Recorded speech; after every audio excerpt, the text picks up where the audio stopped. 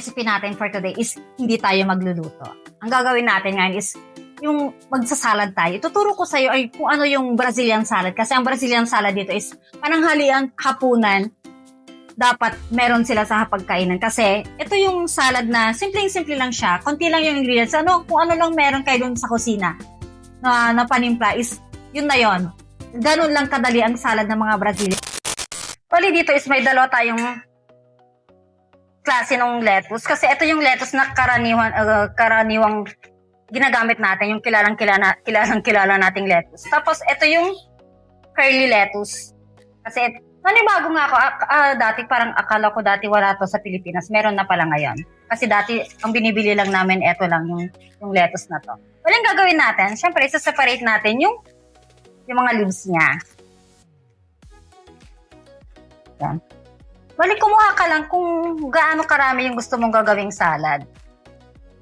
At dahil dadalawa lang naman kami ng asawa ko dito sa bahay. Yan, siguro mga 4. Yan, okay na yan. Tapos dito naman sa curly lettuce natin. Siyempre, tatanggalin natin to. Tapos yun, kunin mo yung mga magagandang leaf, yung mga, yung magandang dahon niya. Yan. Yan, okay na siguro to. Yan. Baling gagawin natin, siyempre, hindi naman pwedeng hindi hugasan. Tara, hugasan muna natin. Bale yan, nahugasan na natin siyang maigi. Bale ang gagawin natin, siyempre, kuha tayo ng isang bowl. Bale dito is, kung gusto nyo ng mas mabilis, kung nagmamadali kayo, kung gusto nyo, ganito lang, walang problema. O kaya naman, kung gusto nyo namang hiwain, pwede din. Kuha kayo lang, kung gaano kalaki yung gusto nyo. Yan, kung maliliit, yan. Kayo na lang yung mag-decide. Yan, ganyan. Ganun lang. Tapos, bali, eto naman yung sa curly lettuce natin. Yan, Baling gagawin natin dito is, ihiwain natin siya. Pero kung gusto nyo naman yung, hindi gumamit ng kutsilyo, yung gantuhin nyo na lang din, wala ding problema. Pero ako dito is, ihiwain ko siya. Baling gusto kong hiwa ng lettuce is, yung maliliit lang siyang ganyan, Yan, ganito lang siya kaliliit. Pero kung gusto naman yung malaki, wala naman din problema. Nasa sa inyo naman na din yun. Yan. Pero ang gusto ko is, ganito lang siya kaliliit. Yan. Yan. At syempre, lalagay natin dito sa bowl natin. Yan. At syempre, hindi mo matatawag na salad kung walang kamatis. Bali dito, meron tayong kamatis. Tanggalin natin yung pinakadulo niya. Bali dito is optional na din. Kung gusto yung ganito yung hiwa niya, maninipis, o kung gusto nyo mas makapal, ganyan. Ganito yung hiwa niya. O kung gusto nyo naman yung ganito, para dumami yung kamatis, di ba? Kasi minsan, mahal yung kamatis. Tanggalin mo lang to. Pwede din ganito. Yan.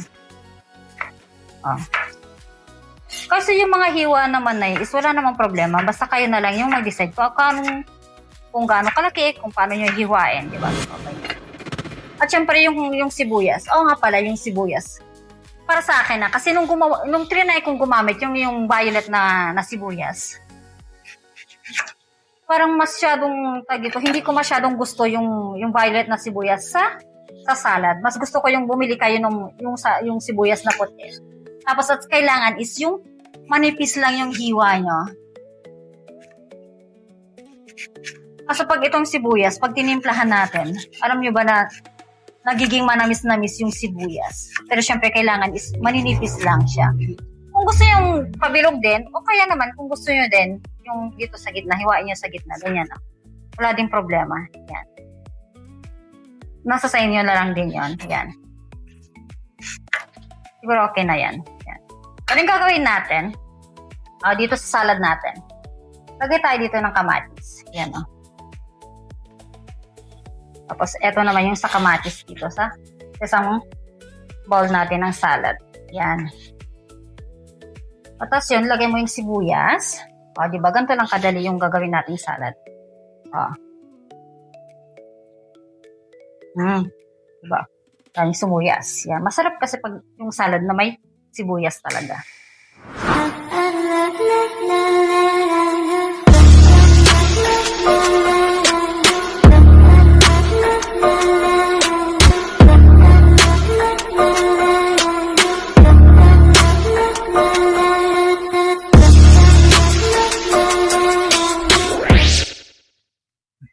Bale, una muna nating titimplahan yung curly lettuce natin.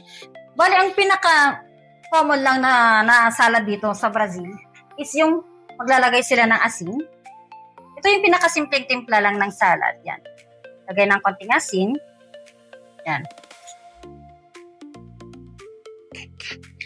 Lagay ng vinegar.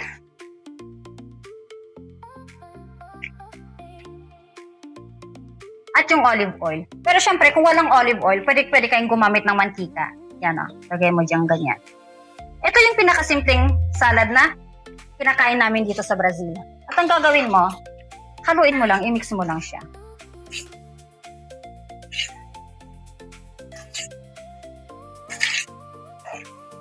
At oo nga pala, wag niyong kakalimutan. Gusto kong yung tips nga rin pala nito. At dahil sa naglagay tayo ng vinegar, titimplahan nyo lang yung mga salad nyo pag time na talaga nakakain na kayo. Pag yung ready na yung lamesa, nandun na lahat yung kanin, ulam, saka nyo lang titimplahan to. Kasi di ba alam nyo man, pag yung vinegar is acidic, maluluto yung lettuce natin. Kaya titimplahan nyo lang pag ready na talaga, pag kakain na talaga kayo yan. O. Pag nahalo mo na siyang ganyan, siyempre, titikman mo kung okay na rin yung asin niya. Sibuyas.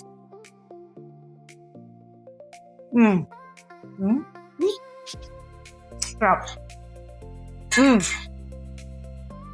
Tama lang yung asin na nilagay natin. Hindi na natin kailangan lagyan. Tawa naman, ito yung lettuce.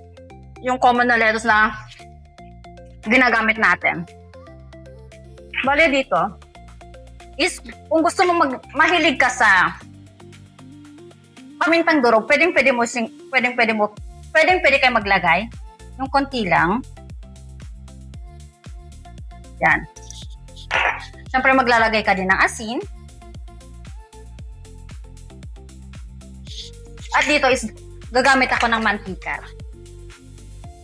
Yan o. At maglalagay din ako ng toyo. Kasi pili na lang kayo kung anong gusto yung timpla. Kasi itong dalawang itong tinuturo ko sa inyo is masarap kasi siya. Kahit anong timpla gusto nyo dito sa sali is masarap siya. At dito is maglalagay ako ng lemon juice. Huwag kayo maglagay ng yung kalahating kalamansi ganon. Pero syempre, malaki yung lemon namin. Ganito yung kalaki yung lemon namin. Kaya, siguro yung kalahating lemon, okay na yon. O kaya kung gusto nyo lagay yung buo, okay lang din, walang problema. Yan o. Haluin mo lang din siya. Uy, malaglag. I-mix mo lang.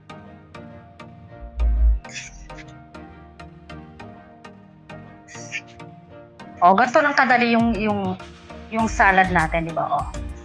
Yan, pag na-mix mo na siya, siyempre titikman mo kung kailangan mo padagdagan ng asin. O, kumuha tayong sibuyas. Kumuha tayong isang sibuyas. Kasi alam niyo ba na pag nilalagyan natin yung sibuyas yung salad is masarap. Tara, tikman ulit natin.